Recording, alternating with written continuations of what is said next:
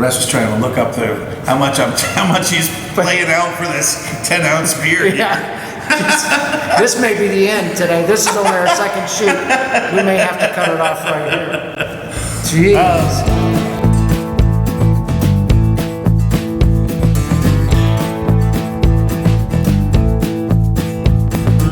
Coming to you practically live from the Beer to Whiskey Studios, high atop Barley's Tap Room on Washington Street in magnificent downtown Greenville, South Carolina. I'm Russ Heaps, and welcome to this episode of Big John and Five, where I get my good buddy here, Big John Richards, to pick a beer from one of Barley's 72 taps or 50, 60 bottles and cans.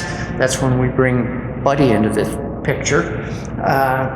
We sniff them, we sip them, we get bits about them. John gives us a little bit about the brewery and sometimes a little bit about brewing history, and we drink a little beer. We do. We do. John? And usually good beers. And good beers. We try not to pick bad ones. No. Occasionally John comes up with a clunker, but I still try and make him feel good by telling him, I kind of like this, or I think I could grow to like this. We do that with some of the brewers too.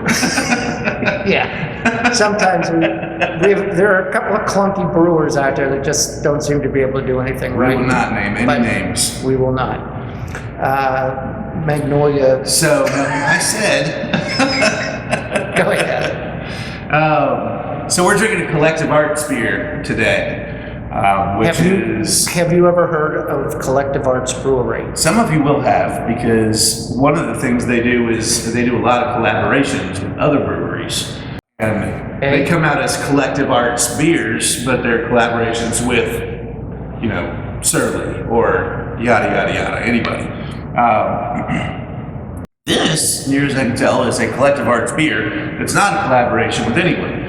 I had a difficult time finding information even from Collective Arts about this beer. There's a blurb on their website about about what the beer is, which was probably the description from the back of the can, and who the artist is. And one of the neat and fun things about Collective Arts is that they do a unique original art print for every one of their cans. So each of their releases has a unique piece of art that is the can art or the label art, but it's all in cans. That sounds expensive to me. What did they charge, like $20 a can for this stuff, or what? Oh yeah. Oh, this stuff's expensive.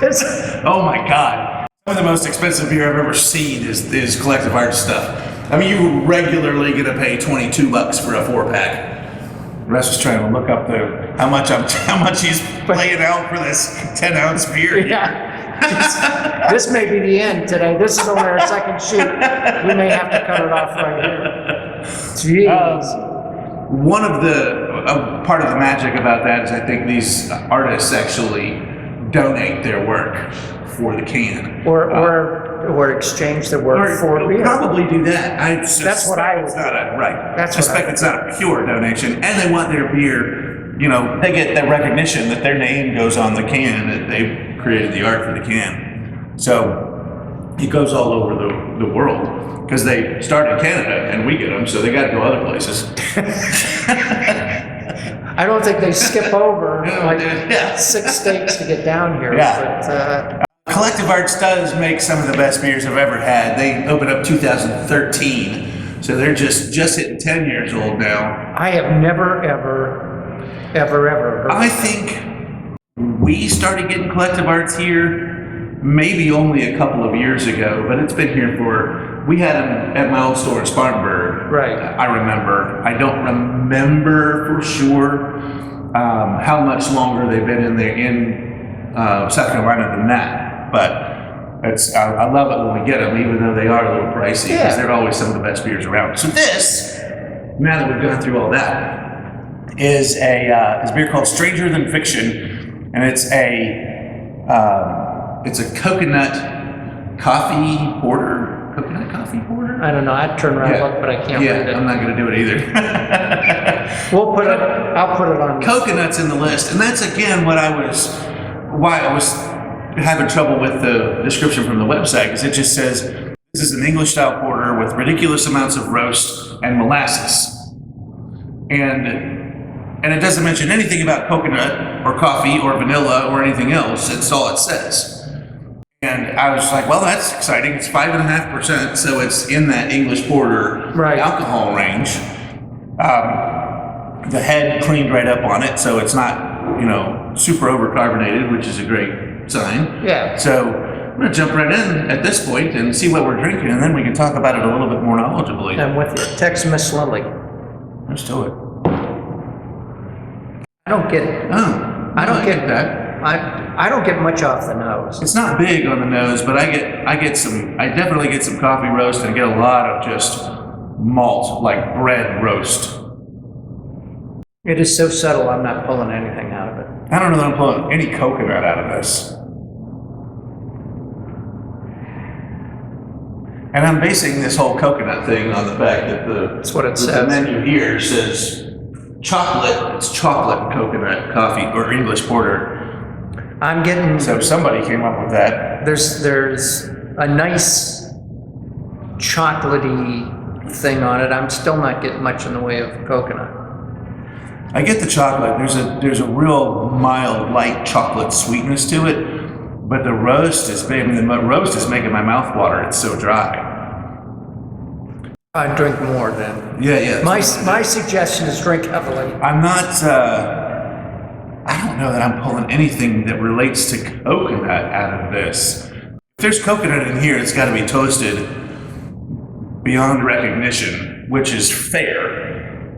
I mean, I love the flavor. Oh, I think so. It's Before we delicious. get too far into our, analytical front-forward brain, Yeah. the lizard brain in the back wants to drink this immediately because this Yeah. beer is really good. Plus the fact we've had a hard day so far. We're way behind schedule, and Beer number 2 at the time we'd be thinking about finishing up. yeah, and so I'm all for doing some glubbing. Yeah.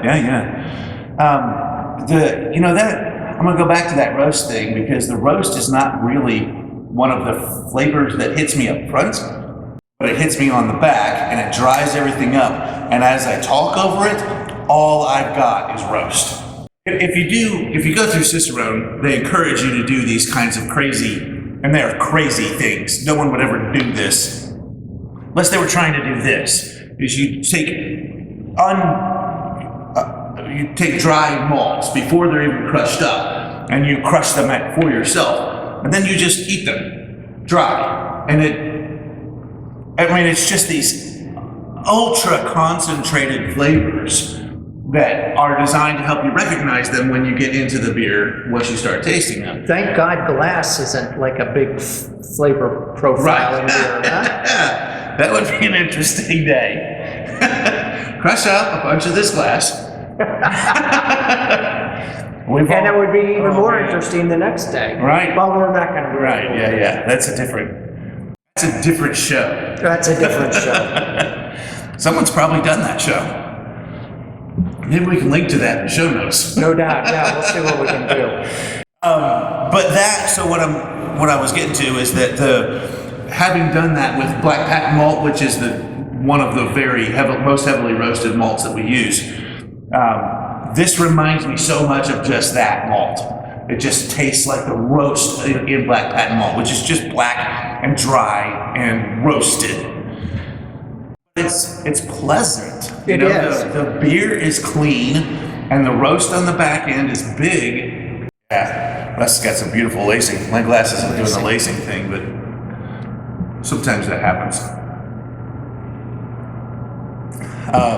I mean, I could sit, what is Yeah. it, 5.5? 5.5. I could sit and drink. So this Several English of these. porter was designed to be that. It was like a lunchtime beer. Yeah. We used to talk about the plowman's lunch, which is a big hunk of bread, a thing of ham, and a thing of cheese, and a porter. And you just cut pieces off and eat pieces of the bread and drink your porter, and that was your lunch. And that's what this beer was designed to be. And that's from back when it was, nobody drank water. It was impossible to drink water because you would die. That's still my philosophy. Yeah. Likewise. I mean, water's bad for you. Just Right. ask Dennis Wilson. Yeah. All right. Anything else? I've done enough talking. I'm going to Okay. finish this beer. All right. Maybe on camera. It's been a rough morning, guys. It's been a rough morning. It has. So damn lucky.